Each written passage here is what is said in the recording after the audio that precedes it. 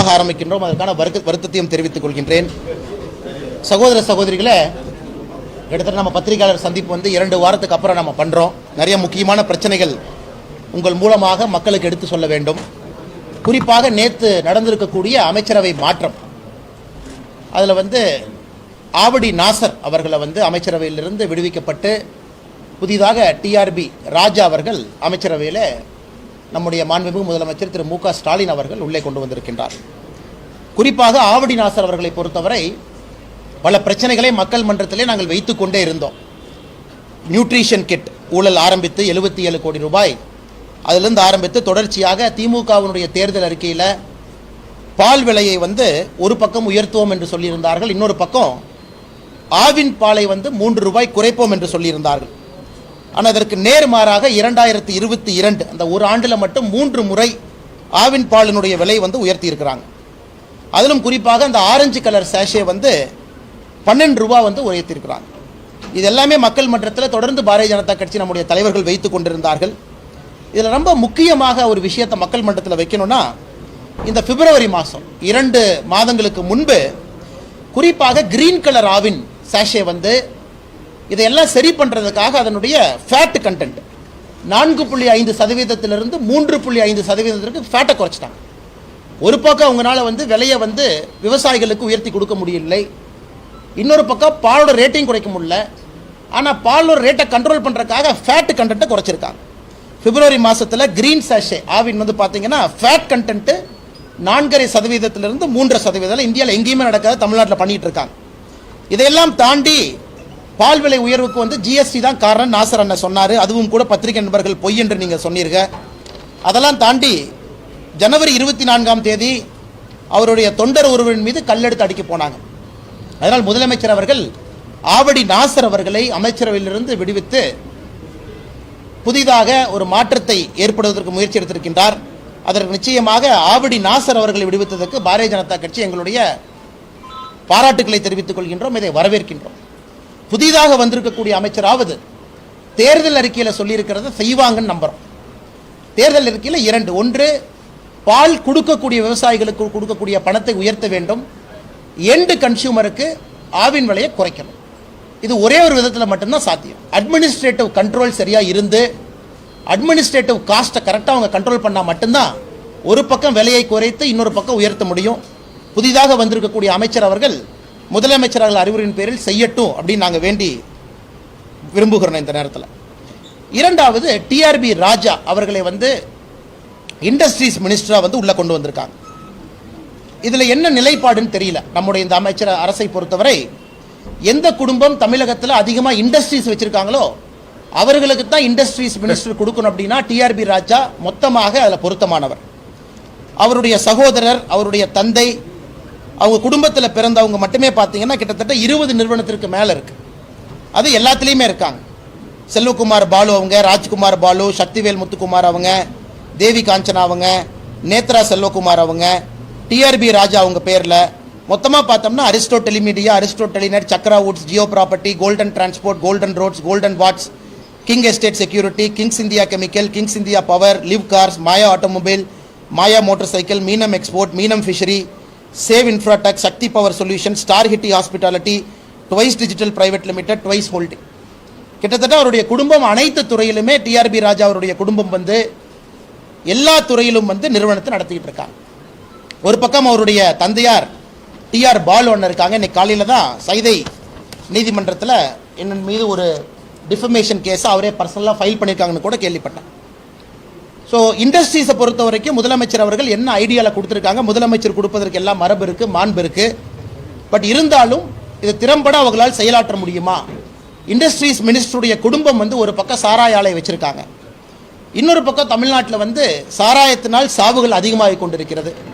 அதனால் அவங்க இந்த ஃபோர்க் டு மார்க்கெட்டுன்னு சொல்லுவாங்க சில கம்பெனிஸ்க்கு. அதாவது நாங்களே மார்க்கெட்டில் உற்பத்தி பண்ணி ஃபோர்க்கு வரைக்கும் எல்லா பொருளையும் தயாரிக்கிறோம் அப்படிங்கிற மாதிரி.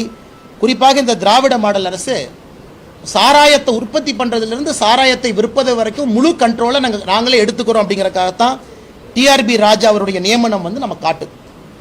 குறிப்பாக இன்னைக்கு காலையில் டிஆர் பால் அண்ணன் அவர்கள் திமுகவினுடைய அமைப்பு பொதுச் செயலர் RS பாரதி அவர்கள் மறுபடியும் என்னை பற்றி சில கருத்துக்களை பேசியிருப்பது போல் தெரிகிறது. ஆனால் இன்னைக்கு TR பாலு அண்ணன் அவர்களுக்கு என் மேல டிஃபமேஷன் சூட் ஃபைல் பண்ண அதே நாளில் 2 கேள்விகளை கேட்க நான் கடமைப்பட்டிருக்கின்றேன்.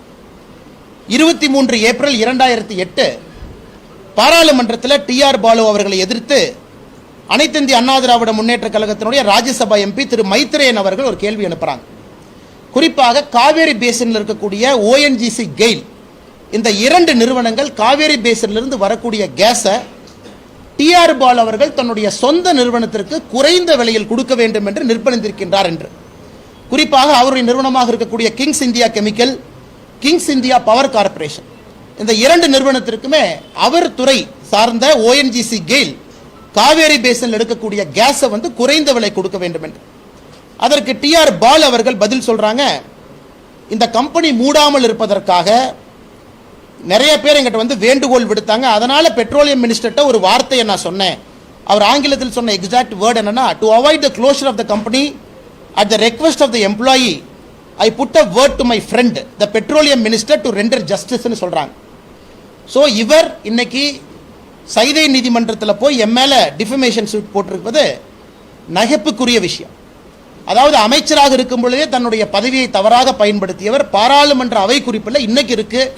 மைத்ரேயன் அவர்கள் கேட்ட கேள்வி, TR பாலு அவர்கள் கொடுத்த பதில், அதையெல்லாம் தாண்டி மன்மோகன் சிங் அவர்கள் 2009 வந்த 2வது UPA 2 அந்த அரசில் TR பாலு அவர்களை எந்த காரணத்திற்கும் கூட நான் சேற்றுக்கொள்ள மாட்டேன், அவர் நிச்சயமாக என்னுடைய கேபினெட்டில் இருக்கக்கூடாது என்று சொன்னவர். கிட்டத்தட்ட ஊழல் நிறைய செஞ்சிருக்காங்க, நிறைய நிறுவனங்கள் நடத்திக்கிட்டு இருக்காங்க. அதனால் TR பாலு அண்ணன் அவர்களுக்கு மறுபடியும் ஒரு முறை நான் சொல்லிக் கொள்கின்றேன், இன்னும் உங்கள் மீது நான் வைக்கக்கூடிய குற்றச்சாட்டு அதிகமாக இருக்குமோ தவிர குற்றச்சாட்டு வைப்பது 1% கூட குறையாது என்பதை இந்த பத்திரிகையாளர் சந்திப்பு மூலமாக TR பாலு அவருடைய குடும்பத்திற்கு இந்த நேரத்தில் தெரிவிச்சுக்கிறேன். போன முறை DMK ஆட்சிக்கு வந்த பொழுது 2006 11 வரைக்கும் TR பாலு அவர்கள் புதிதாக ஒரு சாராய ஆலை ஓபன் செய்வதற்காக வடசேரி பகுதியில் ஒரு கருத்து கணிப்பு கூட்டம் நடந்தது. அது பெரிய கலாட்டால முடிஞ்சு நிறைய பேருக்கு மண்டையெல்லாம் உடைஞ்சு போலீஸ் அரசெல்லாம் பண்ணிட்டு போனாங்க. அதனால 9 ஏப்ரல் அது இன்னுமே வடசேரி பக்கம் போனீங்க அப்படின்னா தஞ்சாவூர் பகுதியில் அதை மக்கள் கருப்பு தினம் என்று சொல்லுவார்கள். அதனால் ஒரு பக்கம் தன்னுடைய குடும்பத்தினுடைய வளர்ச்சி, இன்னொரு பக்கம் தான் செய்திருக்கக்கூடிய ஊழல் வெட்ட வெளிச்சமாக இருந்தாலும் கூட இன்று அவர்கள் தான் எதுவும் செய்யவில்லை, நான் வெறும் குற்றச்சாட்டு மட்டும் வைத்திருக்கின்றேன் என்று சொல்வது பொய். அதே போல அண்ணன் TR பாலு அவர்கள் இன்னைக்கு பேசியிருக்காங்க, நான் சொன்ன நிறுவனங்கள்ல என்ன தப்பு, அதுல உங்களுக்கு என்ன ஷேர் ஹோல்டிங் இல்லை, உங்க குடும்பத்துக்கு இல்லை என்று நீங்கள் சொல்ல வேண்டுமோ தவிர பொய் சொல்லுகின்றார் என்கின்ற வாதத்தை தயவு செஞ்சு வைக்காதீங்க. அதன் பிறகு நம்முடைய அண்ணன் PTR அவர்களை பொறுத்தவரை நிதி அமைச்சராக இருந்து இப்பொழுது IT மினிஸ்டராக மாற்றிருக்காங்க. 21 ஜனவரி 2022 நம்முடைய PTR பழனிவேல் தியாகராஜன் அவர்களை பற்றி MK ஸ்டாலின் அவங்க ஒரு பொதுமேடையில் பேசுறாங்க. 21 ஜனவரி 2022 நம்முடைய நிதி அமைச்சர் அருமை சகோதரர் மாண்புமிகு PTR தியாகராஜன் அவர்கள் எந்த அளவுக்கு சிறப்பாக செயல்பட்டு கொண்டிருக்கிறார் என்பதை நான் அதிகமாக உங்களிடம் சொல்ல தேவையில்லை.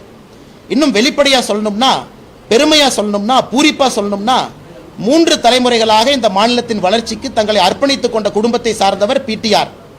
அமைச்சரவையிலே மிக மிக கடினமான துறை எதுன்னு என்கிட்ட கேட்டீங்கன்னா அது நிதித்துறை தான். அந்த நிதித்துறையில் அமைச்சராக இருந்து தமிழகத்தினுடைய நிதி நிலைமை மோசமாக இருந்தாலும் அது காரணமாக சொல்லாமல் நிதியை வழங்க வேண்டிய நெருக்கடியான கடமை அமைச்சராக பொறுப்பேற்றிருக்கக்கூடிய பழனிவேல் தியாகராஜன் அவர்களுக்கு தான் உண்டு. நிதியை உருவாக்கவும் இந்த அரசினுடைய கொள்கை திட்டங்களை வகுப்பதிலும் தனது மொத்த திறமையும் வழங்கி வருபவராக பழனிவேல் தியாகராஜன் அவர்கள் இருந்து கொண்டிருக்கின்றார்கள். இது PTR அவர்களுக்கு நம்முடைய முதலமைச்சர் திரு ஸ்டாலின் அவர்கள் கொடுத்திருக்கக்கூடிய பாராட்டு பத்திரம். திரும்ப 24 மார்ச் 2022 போன மாசத்துக்கு முந்தின மாசம் திரும்ப PTR அவர்களை பற்றி ஸ்டாலின் அவங்க சொல்றாங்க, எவ்வளவோ துறைகள் இருந்தாலும் கூட நம்முடைய அரசிலே முக்கியமான துறை நிதித்துறை தான்.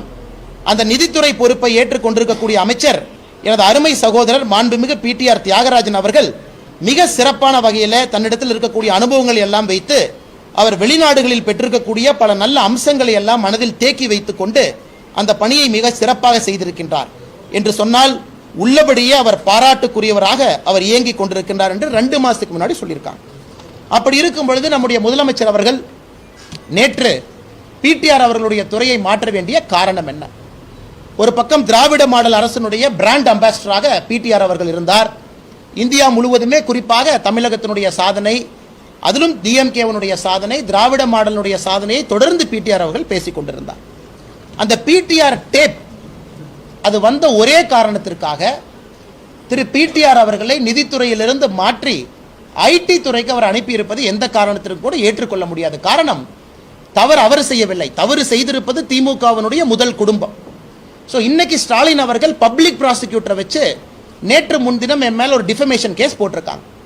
காரணம், முதலமைச்சரின் மீது அவதூறு என்று சொல்லி கவர்மெண்ட் பவர்ஸை யூஸ் பண்ணி ப்ராசிக்யூஷன் சாங்ஷன் கொடுத்து பப்ளிக் டிபார்ட்மெண்ட்ல நேற்று முன்தினம் முதலமைச்சர் அவர்கள் அரசு வழக்கறிஞர் மூலமாக பதிவு செஞ்சிருக்காங்க. நான் முதலமைச்சரை சேலஞ்ச் பண்றேன், பிடிஆர் டேப்ஸ்லையும் கூட உங்களை தான் நான் சொல்லியிருக்கேன். இது குற்றம் என்றால் அதுவும் குற்றம் தானே.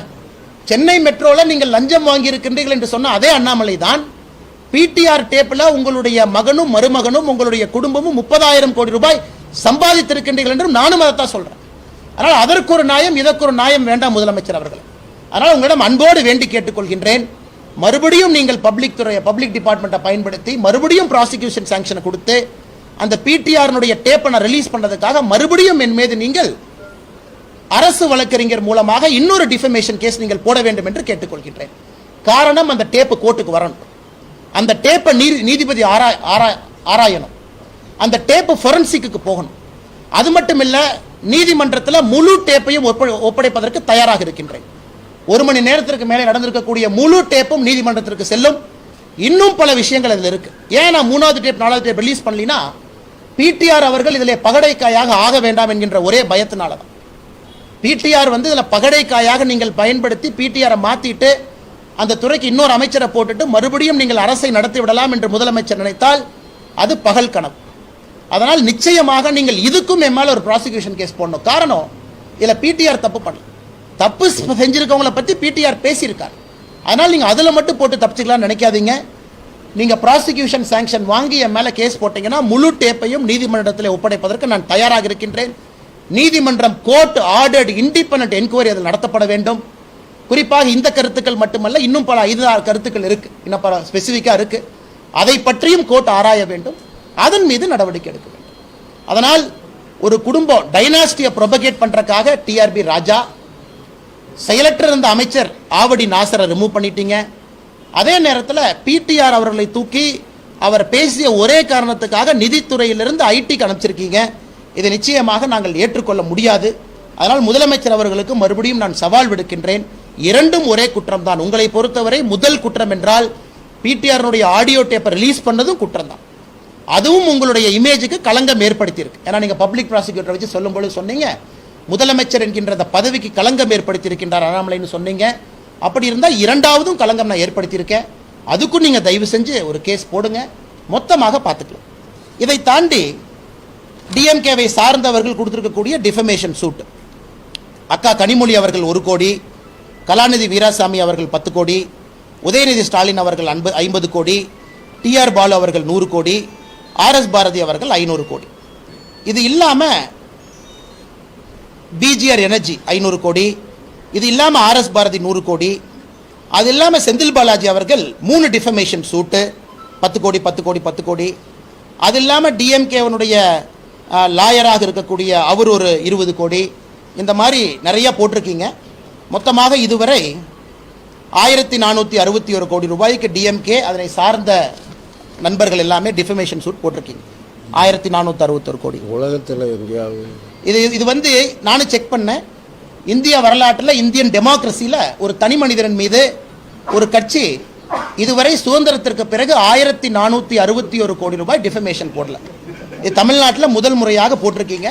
அது நிச்சயமாக உங்களுடைய தந்தையார் ஒரு காலத்தில் கேட்டார், கலைஞர் கருணாநிதி அவர்கள், பிஜேபி எங்க இருக்குன்னு. இங்கொன்றும் இருக்கு அங்கொன்று இருக்குன்னு கலைஞர் கருணாநிதி அவர்கள் சொன்னாங்க. இன்னைக்கு பிஜேபி எங்க இருக்குன்னா, நீங்க 1461 கோடி ரூபாய் டிஃபமேஷன் சூட் போற அளவுக்கு நாங்கள் வளர்ந்துருக்கோம். நேருக்கு நேர் உங்களை பார்த்து கேள்வி கேட்கும் அளவுக்கு பாரதிய ஜனதா கட்சி தமிழகத்தில் வளர்ந்திருக்கிறது. அதனால் இந்த டிஃபமேஷன் சூட் நிற்க போது கிடையாது, அது எனக்கு தெரியும். ஏன்னா டிஎம்கே பார்ட் 2 ஜூலை முதல் வாரத்தில் ரிலீஸ் செய்யப்படும். பார்ட் 2 ஆஃப் டிஎம்கே ஃபைல்ஸ் நாம சொன்ன 11 பேர் இல்லாம அடுத்த 21 பேர் பார்ட் 2ல வரும். அதெல்லாம் பயப்படுற ஆளே கிடையாது. பார்ட் 3 வரும். டேட் அனௌன்ஸ் பண்ணியாச்சு, ஜூலை முதல் வாரம் சொல்லியாச்சு. பார்ட் 2 டிஎம்கே ஃபைல்ஸ் கொண்டு வர இந்த முறை புதிய அமைச்சர்கள், அவர்கள் செய்திருக்கக்கூடிய விஷயங்கள் அனைத்தும் கொண்டு வர்றோம். ஆனால் நீங்கள் தயவு செஞ்சு டிஃபமேஷன் சூட் போட்டுட்டீங்க, அதுக்காக நாங்கள் அடங்கிடுவோம் அப்படின்னு நீங்கள் எதிர்பார்க்கக்கூடாது. கடைசியாக நம்முடைய பத்திரிகை நிறுவனம் இருக்கும்போது இன்னும் 2-3 விஷயங்களை உங்கள் முன்னால் வைக்க வேண்டும். குறிப்பாக அண்ணன் சேகர் பாபு அவர்களுடைய மகள், அண்ணன் சேகர் பாபு அவர்களுடைய மகள் உண்மையை சொல்ல வேண்டும் என்றால் முதல்ல எங்கிட்ட தான் வந்தாங்க. இந்த பிரச்சனை ஆகும் பொழுது முதல்ல எங்கிட்ட தான் வந்தாங்க.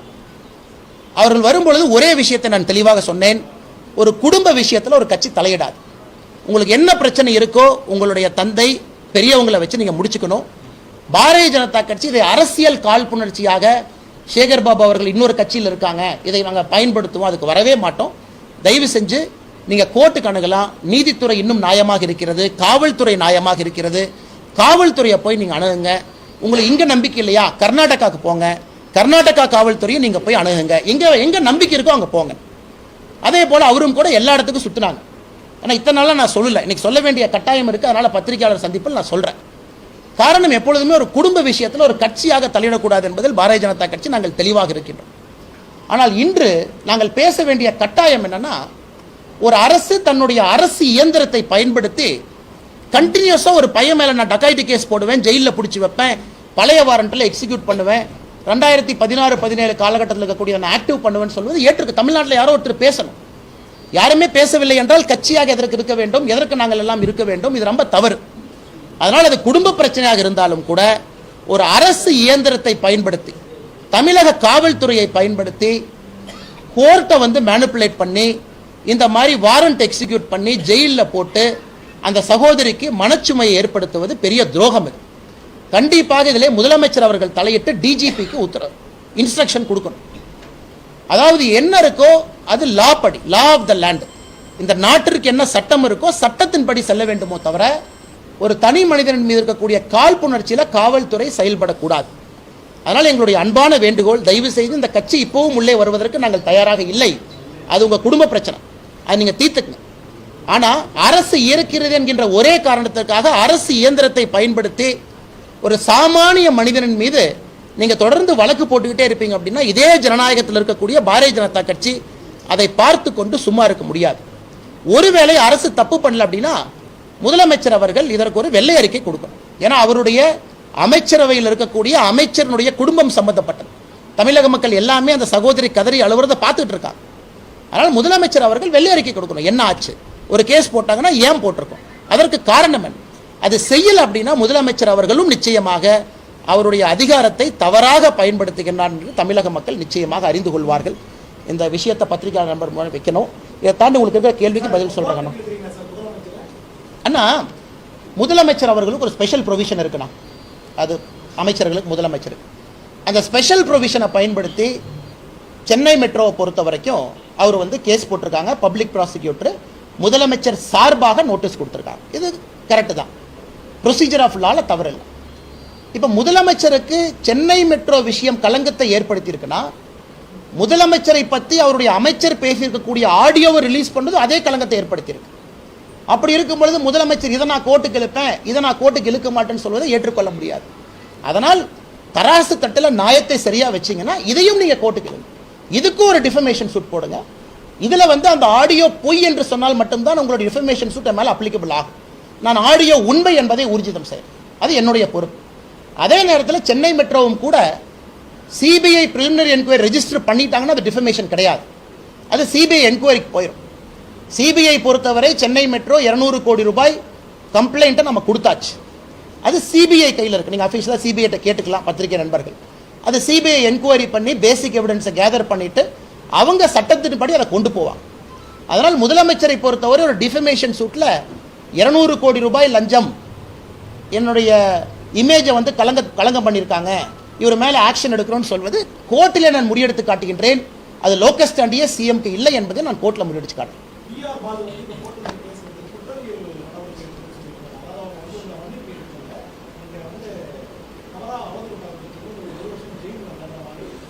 ஆர்எஸ் பாரதி ஆனால் ஆர்எஸ் பாரதி என்ன 6 மாசமாக சொல்கிறார், நான் போலீஸ் இங்கே அனுப்புகிறேன், போலீஸ் அங்கே அனுப்புகிறேன், அவர் ஜாதகம் பயங்கரமான ஜாதகம், இவர் அங்கே 6 கட்டத்தில் இருக்கார், 8 கட்டத்தில் இருக்காருலாம் பேசிட்டு இருக்காரு.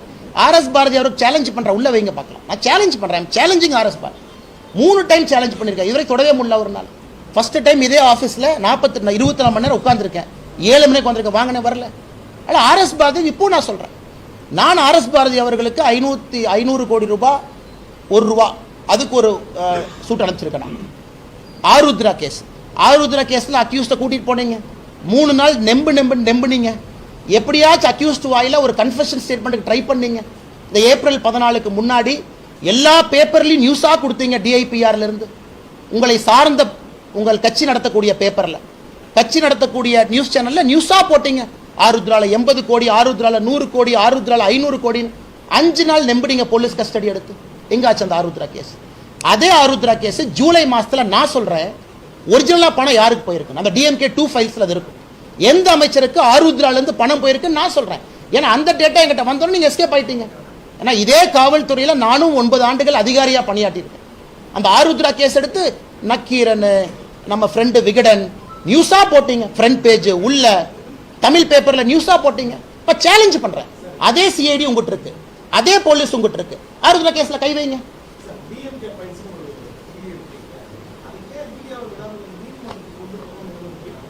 ஆனா 2 விஷயங்கண்ணா, ரெண்டு விஷயம். இன்னைக்கு இந்த டிஃபமேஷன் சூட் உங்களுக்கு தெரியும் என்ன நடக்கும் அப்படின்னு, இதோடைய ஃபைனல் எண்ட் ரிசல்ட் உங்களுக்கு தெரியும்.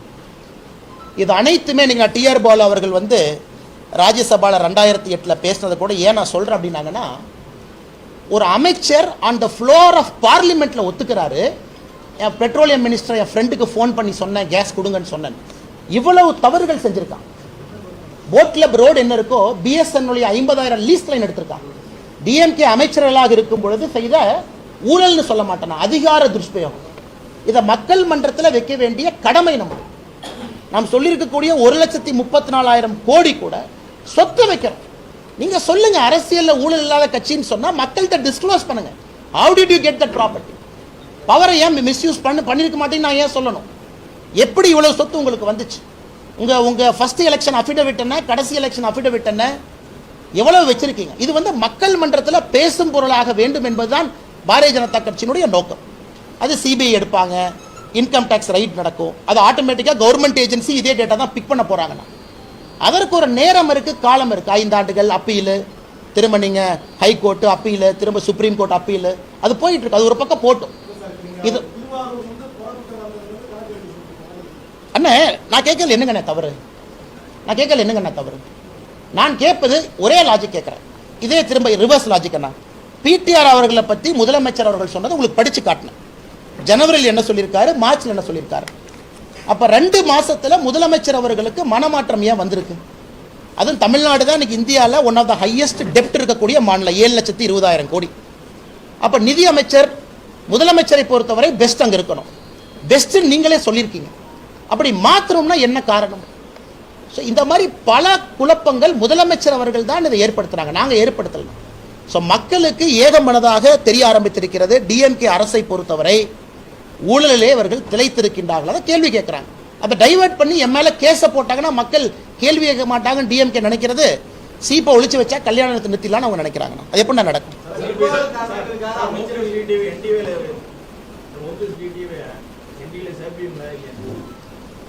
அண்ணா, என்டிஏவை பொறுத்தவரை நம்முடைய கன்வீனர், என்டிஏவுக்கு ஒரு சேர்மன் இருக்காங்க, நம்முடைய பாரத பிரதமர் நரேந்திர மோடி அவர்கள், நம்முடைய தேசிய தலைவர் ஜேபி நட்டாஜி அவர்கள். என்டிஏவை பொறுத்தவரை எந்த குழப்பமும் இல்லாமல் நம்ம போயிட்டு இருக்கோம். அதே நேரத்தில் ஏதாச்சும் ஒரு கட்சி விருப்பப்பட்டு இல்லை நாங்கள் ஒரு கூட்டணியாக இருக்கோம், நாங்கள் ஒரு கொலிஷனாக இருக்கோம், நாங்கள் என்டிஏல சேர வேண்டும் என்று விருப்பப்பட்டு யாராச்சும் ஒருத்தவங்க விருப்பத்தை வெளிப்படுத்துறாங்கன்னா அது நம்முடைய தலைவர்கள் எடுக்க வேண்டிய முடிவு. குறிப்பாக நட்டாஜி அவர்களும் பிரதம மந்திரி அவர்களும் எடுக்க வேண்டிய முடிவு. ஆனால் யாருக்கும் விருப்பத்தை வெளிப்படுத்துவதற்கு தகுதி இல்லைன்னு சொல்வதற்கு எனக்கு உரிமை இல்லைங்கண்ணா. ஏன்னா என்டிஏல பல கட்சிகள் நம்மகிட்ட இருக்காங்க, முடிவு அவங்களது. யாரு வேண்டுமானாலும் வெளிப்படையாக சொல்லலாம் என்டிஏ வர்றதுக்கு எனக்கு ஆசை இருக்கு அப்படி.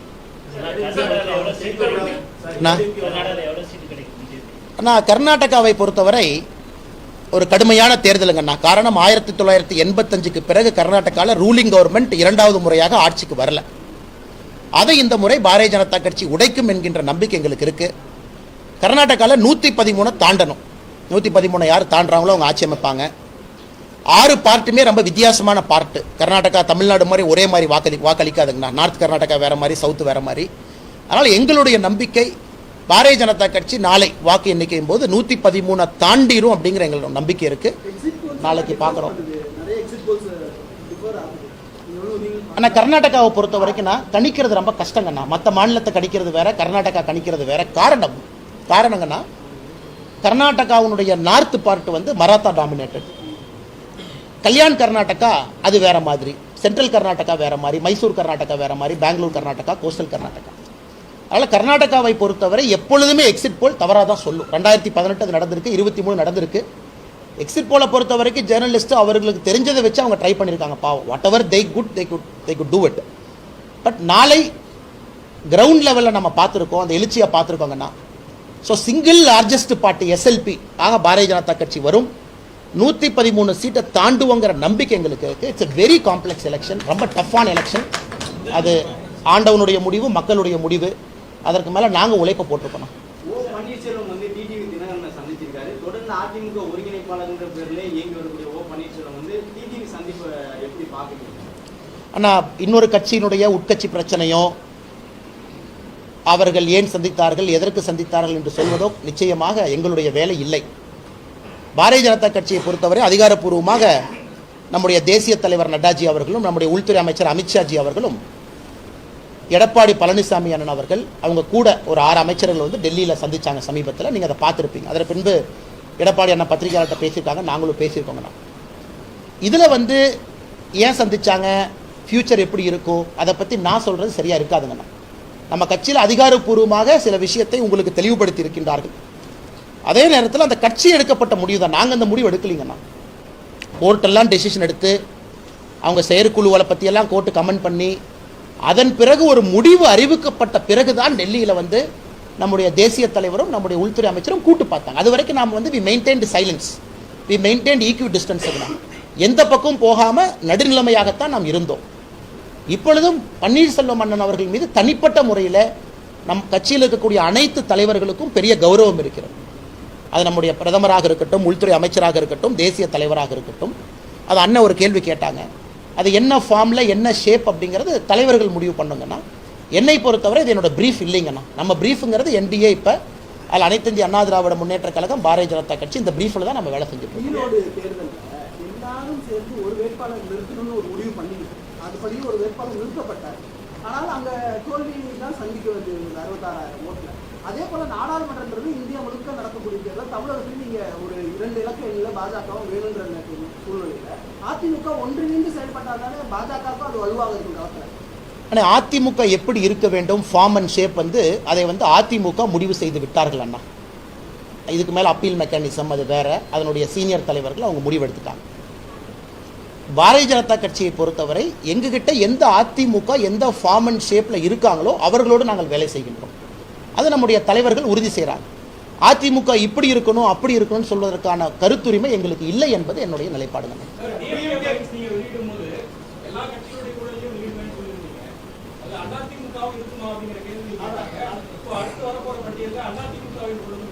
அண்ணா கட்சி பேர் எல்லாம் விட்டுறலாங்கண்ணா. நான் அன்னைக்கு சொன்னது தான், ஜூலை முதல் வாரத்தில் எங்களை பொறுத்தவரை யாரெல்லாம் ஊழல் செய்திருக்கின்றார்களோ, மக்கள் வரிப்பணத்தில் அமைச்சர்களாக இருந்திருக்கின்றார்களோ, அந்த ஊழல் குற்றச்சாட்டை மக்கள் முன்பு வைக்க வேண்டுமோ அதை வைக்கிறோம். இதில் கட்சியெல்லாம் கிடையாதுங்கண்ணா, தயவு செஞ்சு அது தெளிவாக சொல்லியிருக்கோம். அதனால் ஜூலை 1ஆம் தேதி நீங்கள் கண்டிப்பாக பார்ப்பீங்க. இந்த கேள்வியை ஜூலை முதல் வாரம் முடிச்சதுக்கப்புறம் இந்த கேள்வி நடக்கும். அண்ணா இப்போ டிஎம்கே ஃபைல்ஸு, ஊழல் குற்றச்சாட்டு, பார்ட் 2 பார்ட் 3 இதெல்லாமே ஜூலை முதல் வாரம் நான் விட்டுறேன். அதை நீங்கள் பார்ப்பீங்க, பேர் பார்ப்பீங்க, அதில் உங்களுக்கு தெரிஞ்சிடும். நீங்கள் என்ன கேள்வி கேட்டாலும் பதில் சொல்கிறதுக்கு நான் கடமைப்பட்டிருக்கேன். அதனால் ஜூலை முதல் வாரத்தில் அதை பற்றி நான் பேசுகிறேன். இவங்களே விட்டுட்டீங்க, அவங்களே விட்டுட்டீங்க, அது எல்லாமே ஜூலை முதல் வாரம் நீங்கள் கேளுங்க.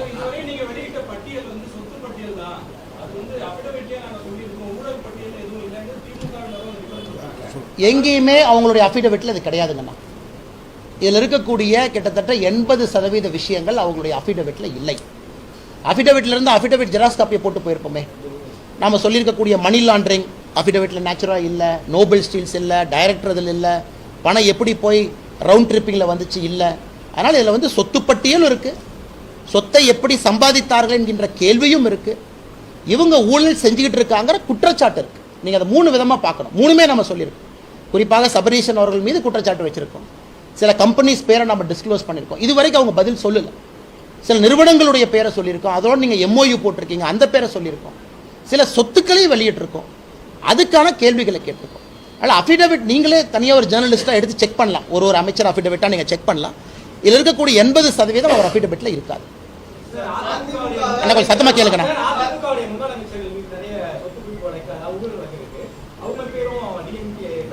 நான் சொல்லியிருக்கேங்கண்ணா, ஜூலை முதல் வாரம் நான் வெளியிட்ட பிறகு நீங்கள் கேள்வி கேளுங்க. ஏன் அவங்கள மிஸ் பண்ணிட்டீங்க கேட்க உங்களுக்கு உரிமை இருக்கு. ஏன் 21 பேரை நான் சொல்லியிருக்கேன்னா, ஏன் இவங்களை விடல கேட்கறதுக்கு பத்திரிகையாளருக்கு உரிமை இருக்கு. ஏன் இவங்களை சேர்த்துனீங்க உரிமை இருக்கு. நீங்கள் சேர்த்துனது கரெக்டாக இருக்கா உரிமை இருக்கு. எல்லாமே ஜூலை முதல் வாரம் பத்திரிகையாளர் சந்திப்பில் எடுக்கிறாங்கண்ணா. ஜூலை முதல் வாரம் பாருங்க கேளுங்க அண்ணா. அவர் ஏதோ 2-3 கேள்வி கேட்டிருக்காரு. ஆனால் ஒரு நாட்டினுடைய முதலமைச்சர் அவர்கள் அடிக்கடி வெளிநாடுகளுக்கு போகணுங்கண்ணா. அதில் வந்து எந்த மாற்று கருத்தும் இல்லைங்கன்னா. வெளிநாட்டுக்கு போனால் தான் டெக்னாலஜி நமக்கு தெரியும். நேற்று ஃபாக்ஸ்கான் பார்த்தீங்கன்னா பெங்களூர் பக்கத்தில் ஒரு 300 ஏக்கரை வாங்கியிருக்காங்க, 300 கோடி. முதலமைச்சர் அவர்கள் ஃபாக்ஸ்கானை கன்வின்ஸ் பண்ணி தமிழ்நாட்டுக்கு கொண்டு வரணும். ரொம்ப முக்கியம். அஃபீஷியலாக அவங்கள சொல்ல வைக்கணும்.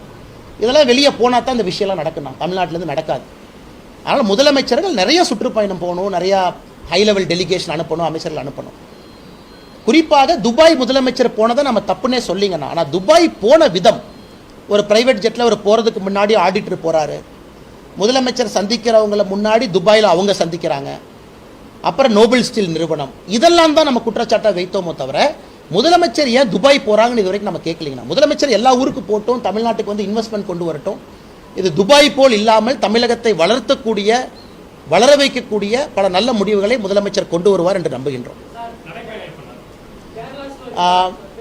அண்ணா, நடைப்பயணம் வந்து ஜூலை 2ஆம் வாரத்தில் இருக்குங்கண்ணா. ஜூன் மாதம் முழுவதுமே ஒரு கட்சியினுடைய வேலையை கொடுத்துருக்காங்க. பிரதமருடைய 9 ஆண்டுகள் முடிவடைகிறது. அதனால் ஜூன் மாதம் முழுவதுமே அது கட்சியில் இருக்கக்கூடிய எல்லாருமே அதை செய்வோம். ஸோ ஜூன் கடைசியில் இருந்த நடைப்பயணம் வந்து இப்போ ஜூலை 2ஆவது வாரத்துக்கு யோசிச்சுட்டு இருக்கோம்னா. கோர் கமிட்டி வந்து இன்னொரு 4 நாளில் கூடுது. கோர் கமிட்டியில் சீனியர் லீடர்ஸ்லாம் பேசணும், தலைவர் அவங்க ஒப்புதெல்லாம் வாங்கணும், கன்வீனியன்ஸ் வாங்கி முறைப்படி அறிவிக்கிறோம். இப்போதைக்கு டென்டேட்டிவாக ஜூலை 2nd வீக்.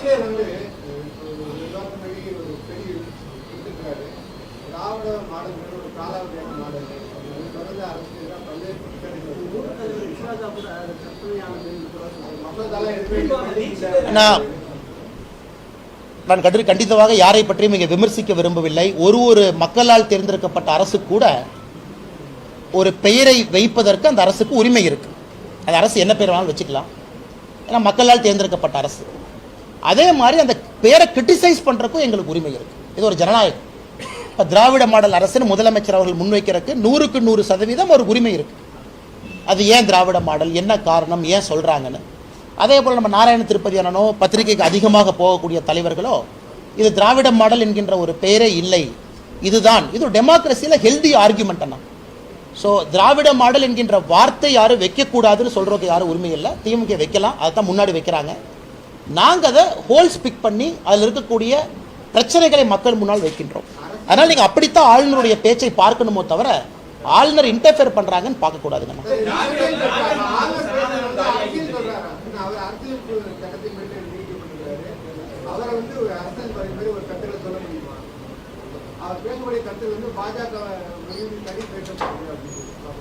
ஆனால் ஆளுநருக்கும் அவருக்கும் எந்த சம்பந்தம் இல்லைங்கண்ணா. இந்தியாவை பொறுத்தவரை ஆளுநர் அவர்கள் கூறக்கூடிய எந்த கருத்துக்கும் ஆளும் கட்சி தான் பொறுப்பேற்க வேண்டும் என்று சொல்கின்ற வாதத்தை கண்டிப்பாக பாரதிய ஜனதா கட்சி எடுத்துக்காரு. இப்போ ஆளுநர் அவங்க டைம்ஸ் ஆஃப் இந்தியா நினைக்கிறேன், அந்த ஆங்கில பத்திரிகை பேட்டி கொடுத்துருக்காங்க. என்னை பொறுத்தவரை கண்டிப்பாக நாளைக்கு உங்களுக்கும் அவங்க பத்திரிகை பேட்டி கொடுக்குறாங்க அப்படின்னா நிச்சயமாக அந்த கேள்வி நீங்கள் ஆளுநர்கிட்ட கேட்கணும். கேட்பது முறை. அதுக்கு ஆளுநர் அவர்கள் அவருடைய கருத்தையும் சொல்ல வேண்டும், அது அவருடைய முறைங்கண்ணா. இதில் வந்து நாங்கள் கருத்து சொல்வது சிறப்பாக இருக்காதுங்க.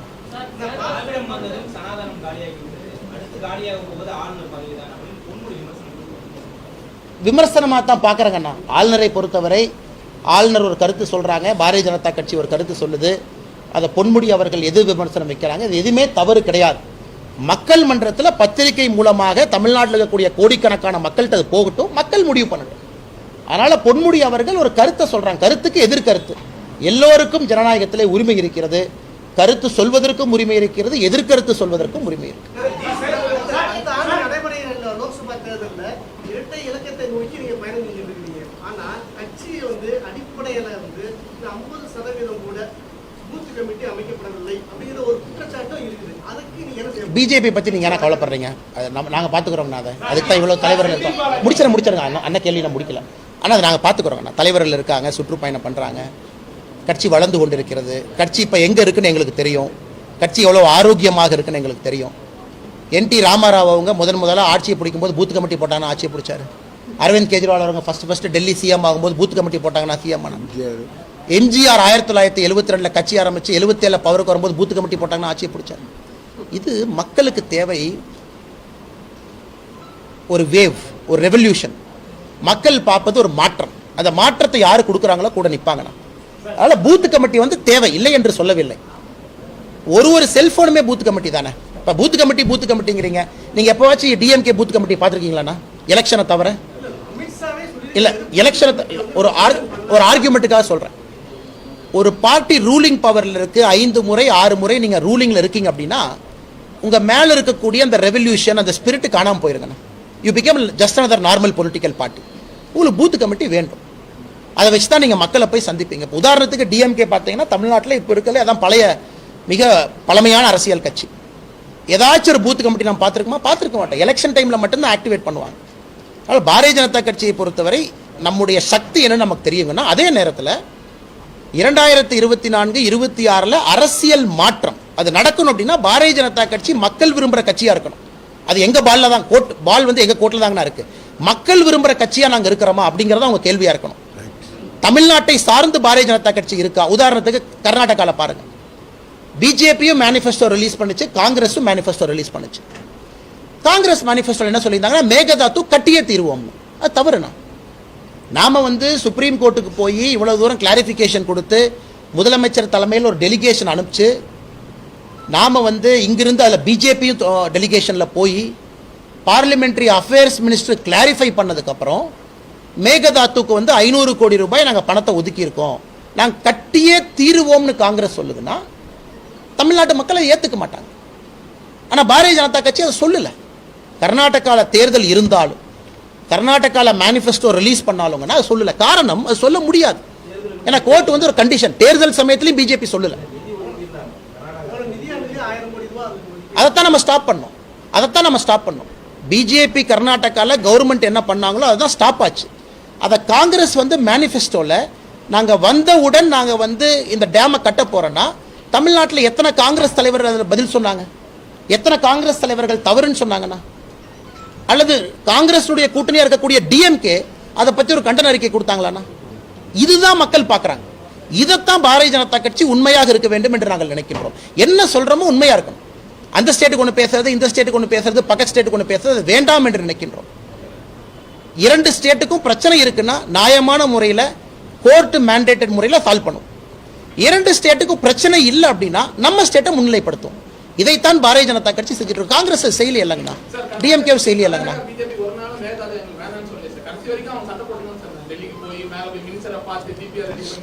இப்போ மேகதாத்துவை பொறுத்தவரை கர்நாடகா பாரதிய ஜனதா கட்சி, கர்நாடக அரசு அனைவருமே பாராளுமன்றத்தில் நம்முடைய அமைச்சர் சொன்ன பிறகு அந்த கருத்தை ஏற்றுக்கிட்டாங்க. இது இதான் ப்ராசஸ். இந்த ப்ராசஸை தாண்டி யாரும் எதுவும் செய்ய முடியாது. அதன் பிறகு முதலமைச்சர் பசவராஜ் பொம்மை அவர்கள் ஒரு ஸ்டேட்மெண்ட்டை கொடுக்கல. நம்முடைய கட்சியினுடைய தலைவர் அவரு ஒரு ஸ்டேட்மெண்ட் கொடுக்கலனா.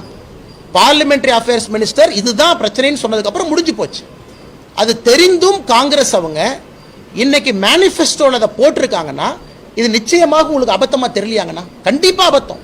அது தமிழ்நாட்டில் இருக்கக்கூடிய காங்கிரஸ் கட்சி வாயே திறக்காதது பெரிய அபத்தம். அதை டிஎம்கே கண்டிக்காதது அதை விட பெரிய அபத்தம்.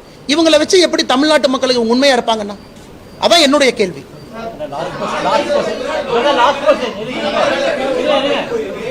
சத்தமா சொல்லுங்கண்ணா.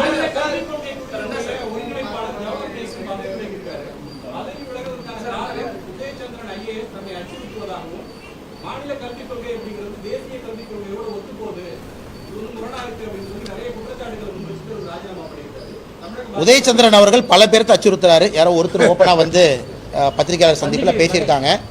அண்ணா, இப்போவும் நான் உங்களுக்கு சேலஞ்ச் பண்ணி சொல்கிறேங்கன்னா, மாநில கல்விக் கொள்கையை உருவாக்கிய பிறகு நீங்கள் எண்ணி பார்த்தீங்கன்னா அது தேசிய கல்விக் கொள்கையோட 99% ஒத்துத்தான் போகும். காரணம், உலகத்தில் இருக்கக்கூடிய பெஸ்ட் என்ன இருக்கோ அது எல்லாமே தேசிய கல்விக் கொள்கையில் ஆல்ரெடி இருக்கு. விதண்டாவாதமாக நான் மாநில கல்விக் கொள்கையை வித்தியாசமாக நான் கொண்டு வருவேன் அப்படின்னு அவங்க சொல்கிறாங்க. கர்நாடகாவில் பார்த்தீங்கன்னா இன்னும் விசித்திரம் என்னென்னா, அங்கே இருக்கக்கூடிய காங்கிரஸ் என்ன சொல்லுதுன்னா, ஒருவேளை நாங்கள் ஆட்சிக்கு வந்தோம்னா தேசிய கல்விக் கொள்கை கர்நாடகாவில் இம்ப்ளிமெண்ட் பண்ணி 1 வருஷம் ஆயிடுச்சுங்கண்ணா. 1 வருஷம் முடிஞ்சது, சைக்கிள் முடிஞ்சது. அதை நாங்கள் திரும்ப எடுக்க போகிறோம். அதற்கு அப்போஸ் பண்ணது யாருன்னா அசோசியேஷன் ஆஃப் ஸ்கூல்ஸ். அவங்க அப்போஸ் பண்ணாங்க, எதுக்கே திரும்ப எடுக்கிற, அதை 1 வருஷமாக நல்லா போயிட்டு இருக்கல. அதனால் அந்த கல்விக் கொள்கையை பொறுத்தவரைனா உங்களை போல நானும் காத்து கொண்டிருக்கின்றேன். மாநில கல்விக் கொள்கையை நீங்கள் ஃபஸ்ட்டு ரிலீஸ் பண்ணுங்க. அதே நேரத்தில் யார் அச்சுறுத்திருந்தாலும் கூட அது தவறு தான், அதில் எந்த மாற்று கருத்துமே இல்லை. அது நிச்சயமாக தவறு. ஏன்னா அவங்க பத்திரிகையாளர் சந்திப்பை நானும் பார்த்தேன், ப்ரெஸ் ரிலீஸை பார்த்தேன். அதே நேரத்தில் மாநில கல்விக் கொள்கை என்பது மத்திய கல்விக் கொள்கையோடு ஒத்துத்தான் போக வேண்டும். காரணம், பெஸ்ட் எல்லாமே மத்திய கல்விக் கொள்கையில் இருக்கு. இவங்க அதில் என்ன தப்புன்னு என்ன ஆர்கியூ பண்ணுறாங்க, அதில் என்ன சரியில்லைன்னு என்ன சொல்கிறாங்க?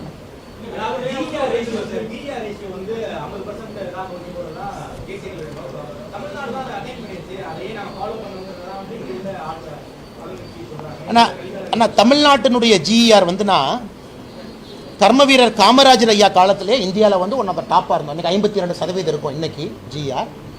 நீங்கள் வந்து காமராஜர் ஐயாவுடைய இராவை எடுத்து பிரித்து பார்த்துட்டு வந்தீங்கன்னா எல்லா காலகட்டத்திலையுமே கம்பேரிட்டிவ்ல Tamil Nadu was a better state. காரணம், பிரிட்டிஷ் ஆட்சி முடியும் பொழுதே நிறைய இன்ஜினியரிங் காலேஜஸ் இங்கே வர ஆரம்பிச்சது. உதாரணத்துக்கு நான் படித்த இன்ஜினியரிங் காலேஜ் 1952 ஆரம்பிக்கப்பட்ட இன்ஜினியரிங் காலேஜ். நான் கோயம்புத்தூரில் படித்தது. அண்ணா யூனிவர்சிட்டி, தமிழ்நாடு ஃபுல்லாக இருக்கக்கூடிய பல்கலைக்கழகங்கள் எல்லாமே. இதில் அக்சஸை வந்து தமிழ்நாட்டில் நம்ம அதிகப்படுத்தியிருக்கோம். அதனால் ஜிஆர் அதிகமாகிடுச்சு. ஒரு நார்த் இந்தியன் ஸ்டேட்டில் அவங்க அக்சஸை அதிகப்படுத்தலை. உதாரணத்துக்கு யோகிஜியினுடைய 7 ஆண்டு ஆட்சியில் ஜிஆர் பார்த்தீங்கன்னா 12% அப் ஆயிருக்கு. என்ன இதில் சொல்லுது அப்படின்னா, 20 ஆண்டுகள் நல்ல ஆட்சி கிடைச்சதுன்னா ஜிஆர் மேலே ஓடிடும். இப்போ நாம் வைக்கக்கூடிய குற்றச்சாட்டு என்னன்னா, இது வந்து பழம்பெருமை கதை. இது 1990 2000 இந்த கான்செப்ட்லாம் முடிஞ்சதுன்னா தமிழ்நாட்டினுடைய சிலபஸ் இப்போ நேஷனல் சிலபஸ்க்கு மேட்ச் ஆகலைன்னா, இரண்டாவது தமிழ்நாட்டினுடைய எஜுகேஷன் ஸ்டாண்டர்ட் நேஷனல் ஸ்டாண்டர்டும் இல்லை.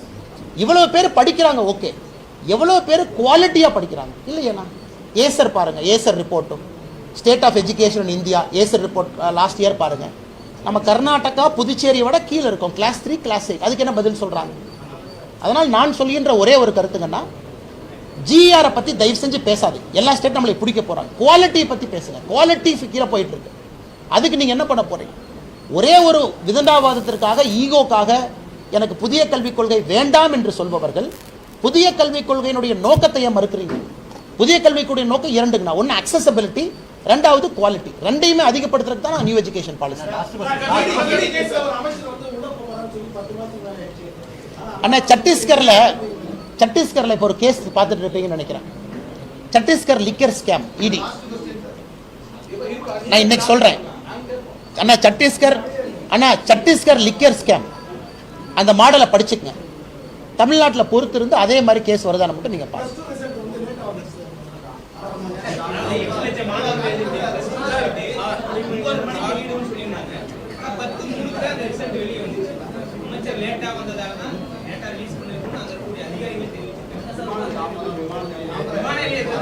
அண்ணா, இதை பற்றி நான் கருத்து சொல்கிறது சரியாக இருக்காதுங்கண்ணா. எனக்கு வந்து முழு இன்ஃபர்மேஷன் என்கிட்ட இல்லைங்கண்ணா. அமைச்சர் உண்மையாலுமே அவர் கையை தாண்டி தாமதமாக வந்தாரா, அதை பற்றி நம்ம தப்பாக ஒரு அமைச்சரை பற்றி தவறாக சொல்லக்கூடாதுங்கண்ணா.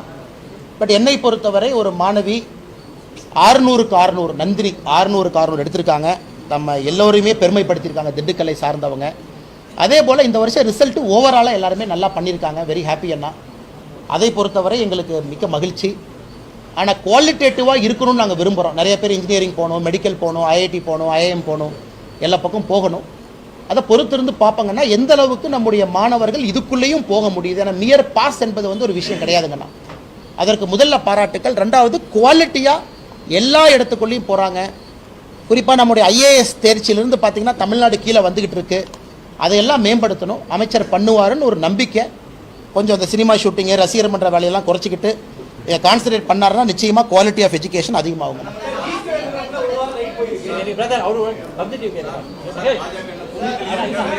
அண்ணா தமிழக பாஜக சார், அண்ணாமலை சார், தமிழக பாஜக பேச வேண்டியதெல்லாம் தமிழக ஆளுநர் பேசுவது ஆளுநர் மாளிகையா இல்லது அரசியல் மாளிகையான்னு திமுக கேட்கிறாங்க. இது சரியான ஒரு விஷயம் தானே? ஒரு விஷயம் சொல்றேண்ணா, சூரியன் கிழக்கிலே உதிக்கும், இது சரியாண்ணா? சரியா? இதை தமிழக பாஜக சூரியன் கிழக்கிலே உதிக்கும்னு சொல்றோம். ஆளுநர் சூரியன் கிழக்கிலே உதிக்குங்கிறார். டிஎம்கே என்ன சொல்றது? ரெண்டே ஒரே விஷயத்தை பேசுறாங்க, தப்புன்னு. உண்மையான விஷயத்தை எல்லோரும் பேசினால் அது சரிதான், அதுல என்ன தப்பு? ஆளுநர் அரசியல் அண்ணா, நாங்க பேசுறது அரசியல் இல்ல, நாங்க பேசுறது உண்மைனா. ஒருவேளை நாங்க பேசுறது ஆளுநரும் பேசுறாருன்னா உண்மையே பேசுறாருன்னு அர்த்தமோ தவிர பாரதிய ஜனதா கட்சியினுடைய ஆர்குமெண்ட் பேசலாம் அர்த்தம் இல்லை. அண்ணா, அதாவது டிஎம்கேவை பொறுத்தவரை எனக்கு ரொம்ப ஒரு பெரிய சங்கடம் என்னன்னா, இந்தியாவில் இருக்கக்கூடிய ஒரு எக்ஸ்பீரியன்ஸ்டான பொலிட்டிக்கல் பார்ட்டினா டிஎம்கே. 1949 யாருமே இல்லை. இருக்கக்கூடிய தலைவர்கள் multiple MLA MP DMK, multiple ministers DMK. அவர்களுக்கு ஆளுநரை பற்றி பேசிக் ஒரு ஐடியா இல்லாமல் ஆளுநரின் மீது குற்றம் சுமத்துவதை ஏற்றுக்கொள்ள முடியாது. ஏன்னா அவங்க எமர்ஜென்சிலையும் ஆளுநரை பார்த்துருக்காங்க, அப்போசிஷன்லையும் ஆளுநரை பார்த்துருக்காங்க, ரூலிங்லையும் ஆளுநரை பார்த்துருக்காங்க. ஆளுநர் பேசக்கூடிய கருத்துல இவர்களுக்கு ஒப்புதல் இல்லை என்கின்ற ஒரே காரணத்துக்காக அண்ணே ஆளுநரை எதிர்த்து நீங்க அவர் கருத்துக்கு நீங்கள் பதில் கருத்து சொல்லுங்கண்ணா, ஜனநாயகத்தில் உரிமை இருக்கு, நாங்கள் அதை ஏற்றுக்கணும். பட் ஆளுநரை தவறானவர் நீங்க சொல்றதை ஏற்றுக்க முடியாதுங்க. ஆளுநர் இவ்வளவு கருத்து சொல்லியிருக்காரு, டிஎம்கேனுடைய மூத்த அமைச்சர் வந்து பல கருத்துக்களை சொல்லியிருக்காங்க. அதுக்குள்ள நாங்க போக விரும்பல. ஒரு கருத்து, ஒரு எதிர்கருத்து, பத்திரிகை நண்பர்கள் நீங்க முடிவு பண்ணி சொல்லுங்க சரியா தப்பான். ஒரு எதிர்கருத்து ஆளுநர் சொல்லுகின்றார் என்ற ஒரே காரணத்துக்காக ஆளுநர் தவறு என்று சொல்வதை எப்படி ஏற்றுக்க முடியும்? அது தவறு. நீங்க அதை கேட்டு எனக்கு தெரியாதுங்கண்ணா, நான் கவர்மெண்ட் இல்லை, உங்களை போன்று சாதாரண ஆள். நான் சத்தியமா ஐடியா இல்லைண்ணா, சத்தியமா ஐடியா இல்லைண்ணா, எந்த ஐடியா இல்லைண்ணா.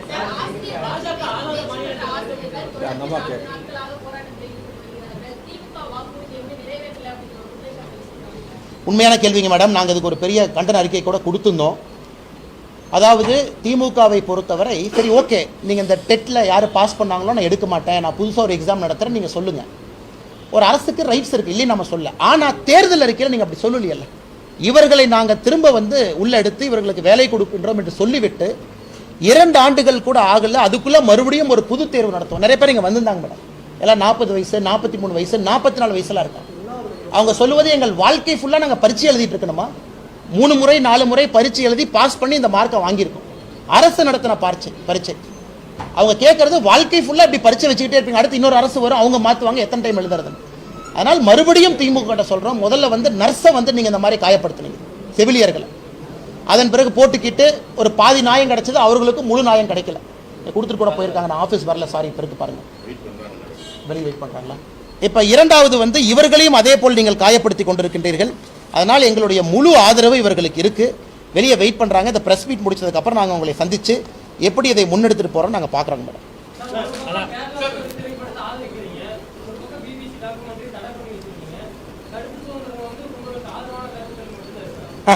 அண்ணா, பிபிசி டாக்குமெண்ட்ரி இப்போ கேரளா ஸ்டோரியை வந்து ஒரு அரசு நிறுவனம், அரசு சார்ந்த நிறுவனம், ரெஸ்பான்சிபிள் ஆர்கனைசேஷன் தடை பண்ணுச்சுன்னா அதை பற்றி நமக்கு எதுவும் கருத்து இல்லைங்க.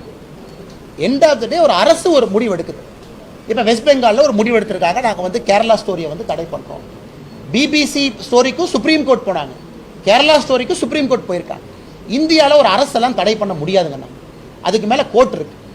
ஒருவேளை வெஸ்ட் பெங்காலில் கேரளா ஸ்டோரி வரும்னா கண்டிப்பாக கோர்ட் பெர்மிஷனோடு அது வரும். அதனால் இந்தியாவை பொறுத்தவரை நம்ம நாடு இவ்வளோ காம்ப்ளெக்சிட்டியில் பிஜேபி அரசோ காங்கிரஸ் அரசோ மம்தா பானர்ஜி அரசோ தடை பண்ணுவதெல்லாம் சாத்தியமே இல்லை. ஏன்னா அந்த தடை விஷயத்தில் ஃபைனலாக கோர்ட்டு தான் ஆர்பிட்ரேஷன். இப்போ 2வது கேள்வி, இப்போ ஃபர்ஸ்ட் கேள்வி 2வது கேள்வி, கேரளா ஸ்டோரி படத்தை நீங்கள் ஏற்றுக்கிறீங்களா? இதான் உங்கள் கேள்வி இல்லையாங்கண்ணா? அது அவதூறா உண்மையா ஃபேக்டான்? ஆனால் உண்மையால் நான் என்ன கேரளா ஸ்டோரியை பார்க்கல. கேரளா ஸ்டோரியில் சொல்லியிருக்கக்கூடிய மைய கருத்து உண்மை. அது எப்படி சொல்லியிருக்காங்க எனக்கு தெரியாது, அது சரியாக சொன்னாங்களா? அவங்க சொன்ன நம்பர்ஸ் கரெக்டாக, 32,000 கரெக்டாக, 10,000. கேரளாவில் அஃபீஷியலாக இது நடந்த உண்மை தான். ISIS போனாங்க, சிரியா போனாங்க, வந்தாங்க. அதனால் கண்டிப்பாக அவங்க சொல்லியிருக்கக்கூடிய ஸ்கேல் 32,000 நம்பர் சரியா எனக்கு சத்தியமாக தெரியாதுங்கண்ணா. I am not the authority. But ஒரு படத்தை பார்ப்பதில் என்ன தவறுன்னு தான் நான் கேட்குறேங்கண்ணா. இது ஒரு மைய கருத்து இருக்குல்ல. நான் காஷ்மீர் ஃபைல்ஸ், அதே காஷ்மீர் ஃபைல்ஸ் தமிழ்நாட்டில் வந்துச்சு, நம்ம திரையிட்டோம். சரி, கேரளா ஸ்டோரி தவறுனா ஏன் ரெட் ஜெயின்ஸ் மூவி அதை வாங்கினாங்கண்ணா? கேரளா ஸ்டோரி தமிழ்நாட்டில் வந்து வெளியேறக்கு வாங்கினதே ரெட் ஜெயின்ஸ் மூவி, வாங்கி படமும் போட்டாங்க. அதுக்கப்புறம் அப்படின்னு அவங்க சொல்கிறாங்க, நான் சம்மந்தம் இருக்குன்னு தான் நான் சொல்லி பேசிகிட்டு இருக்கேங்கண்ணா. அது கோர்ட்டில் ஒரு நோட்டீஸ் நான் ப்ரூவ் பண்ணுறேங்கண்ணா. அதுக்கப்புறம் கோர்ட்டில் ஏதோ அவங்க ஏதோ சொன்னாங்க, எனக்கு சம்மந்தம் இல்லைன்னு சொன்னாங்க, அப்புறம் தயாரிப்பாளர் ஏதோ சொன்னாங்க, எஸ்கேப் ஆயிட்டாங்க. ஸோ கேரளா ஸ்டோரி மேலே எங்களுக்கு நம்பிக்கை இல்லைன்னா ஏன் ரெட் ஜெயின்ஸ் வாங்குச்சு அந்த கேள்வி கேட்கணும். அப்போ ரெட் ஜெயின்ஸ் வந்து கருத்துரிமைக்காக வாங்கியிருக்குன்னா ரெட் ஜெயின்ஸ் உதயநிதி ஸ்டாலினே தந்தைகிட்ட பேசி போட்டுவிட வேண்டியதான் 4 படத்தை நான் பார்ப்போம். ஆனால் இந்த பக்கம் கேட்கல, அவங்க ஏதோ வெயிட் பண்ணுறாங்க. தமிழ்நாடு கவர்மெண்ட் வந்து 50% கூட பண்ணலன்னு சொல்லி, ஆனால் யூனியன் கவர்மெண்ட்டே பார்த்தீங்கன்னா வந்து டார்கெட் அச்சீவ் பண்ணி தமிழ்நாடு கவர்மெண்ட் 128% பண்ணிட்டாங்கன்னு சொல்லி யூனியன் கவர்மெண்ட்டே சொல்லியிருக்காங்க சார்.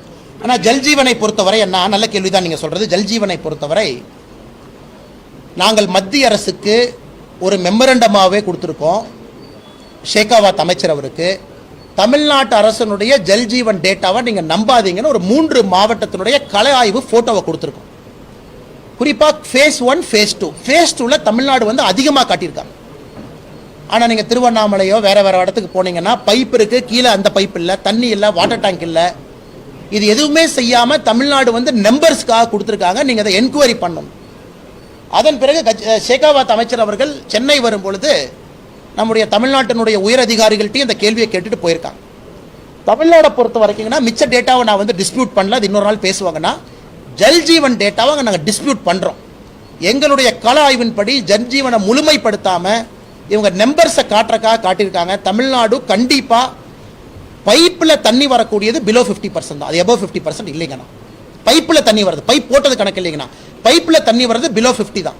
இவங்க பைப் போட்டது எபோவ் 50, 64% காட்டியிருக்காங்க. இன்னைக்கு தமிழ்நாடு அரசு வந்து 64% பைப் போட்டிருக்காங்க, கீழே பைப்பு சேர்த்தல, வாட்டர் டேங்க் இல்லை, அந்த பைப்பில் தண்ணி வரல. அதை எப்படி நம்ம முழுமையடைந்த திட்டமாக எடுத்துக்க முடியுங்கண்ணா? அதான் என்னுடைய குற்றச்சாட்டு. நான் இன்னைக்கு மட்டும் வைக்கலண்ணா, அந்த தனியார் தொலைக்காட்சிக்கு ஒரு பேட்டி கொடுத்தேன் கர்நாடகாவில், அது மட்டும் வைக்கல. தொடர்ந்து இதை நான் 5 மாதமாக வச்சுக்கிட்டு இருக்கேன். ஜல்ஜீவன் மட்டும், ஜல்ஜீவனை பொறுத்தவரை கம்ப்ளீட் ஆடிட்டிங் தமிழ்நாட்டில் தேவைப்படுதுண்ணா. காரணம் ஒரு 3-4 கான்ட்ராக்டர் தான் எல்லா இடத்துலையும் போடுறாங்க. அது ஒரு தனி ஸ்டோரிங்கன்னா இன்னொரு நாளைக்கு பேசும். ராகுல் காந்தியோட நடைப்பயணம் மாதிரி நடைப்பயணத்தை பற்றி அண்ணா இது முடிச்சிட்டீங்க அண்ணா, நீங்கள் முடிச்சிட்டீங்க வரண்ணா, முடிச்சுட்டு வரண்ணா. அண்ணா எங்களை பொறுத்தவரை நாங்களாக யாரையும் பாரதிய ஜனதா கட்சிக்கு வாங்கன்னு கூப்பிட மாட்டோம். கதவு திறந்துருக்கு, இந்த கதவுக்கு 24 மணி நேரமும் ஓப்பனாக இருக்குது, லாக்கு நாம் போடுறது இல்லைண்ணா. ஆஃபீஸுக்கு யார் வேண்டுமானாலும் வரலாம். ஆனால் அழைப்பு நம்ம யாருக்குமே, இப்போ நீங்கள் நானும் ஃப்ரெண்டுண்ணா, உங்கள் வீட்டு விசேஷத்துக்கு கூப்பிட்டு தான் நான் வரணுமா? நீங்கள் விசேஷம் இருக்குன்னு தெரிஞ்சாவே நான் வந்துடுவேன்ல, அழைப்புதலே வேண்டாம், நான் முடிவு பண்ணுவேன். அண்ணா ராகுல் காந்தியோட நடைப்பயணம் மாதிரி பாப்புலாரிட்டி நடைப்பயணம் இருக்குமா? அண்ணா இது பாப்புலாரிட்டி அதெல்லாம் நடைப்பயணமே கிடையாதுங்கண்ணா. இது மக்களோட கனெக்ட் பண்ணணும், கிரவுண்ட் லெவலில் போகணும், ஆடம்பரமாக போகக்கூடாது அப்படிங்கிறத நடைப்பயணத்தினுடைய நோக்கம். கண்டிப்பாக இதில் பாப்புலாரிட்டி, இந்தியாவில் இருக்கக்கூடிய டெய்லி ஒருத்தர் வரணும், விஐபி வரணும், கூட சேர்ந்து நடக்கணும், அந்த மாதிரி நோக்கம் இல்லைங்கன்னா வெரி சிம்பிள் நடைப்பயணம், கிராஸ் ரூட்ஸில் கனெக்ட் ஆகிற நடைப்பயணம். அவர் ஒரு கேள்வி கேட்டார் அண்ணன், ஏதோ பூத் கமிட்டியை பற்றி, அதையும் வலிமைப்படுத்தணும், கட்சியை ஆர்கனைசேஷனாக முன்னாடி கொண்டு போகணும். இதெல்லாம் சேர்ந்த நடைப்பயணங்கண்ணா. அண்ணா நன்றி அண்ணா, எல்லாருக்கும் தேங்க்யூ அண்ணா. பையண்ணா சாரி அண்ணா, நான் 2 பேருக்கு இடையில பார்க்குறேன். சேர் எடுக்கிறேன்னா நீங்கள் 11:15 சொன்னீங்களா? 12:30 மணி சொல்லிட்டீங்களா? நீங்கள் 12 சொல்லிட்டேன், அப்போ சொல்லிட்டேன்.